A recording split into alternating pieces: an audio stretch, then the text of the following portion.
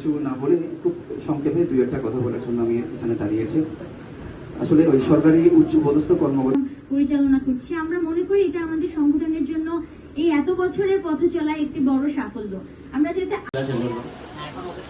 এখন না ওরা ঠিক আছে বাচ্চারা এবার এই প্রোগ্রামটা মোটামুটি শান্ত ছিল সবাইকে অনেক ধন্যবাদ। ঠিক আছে সবগুলো কিন্তু বাচ্চা ছিল। বেসিক্যালি এখানে মাছের বাজার আছে, কর্ণফুলী বাজারে মাছ কাটাকুটি করতো ওরা, বাজারে ফলে আর গাতো ওরা, অনেকের হাতের মধ্যে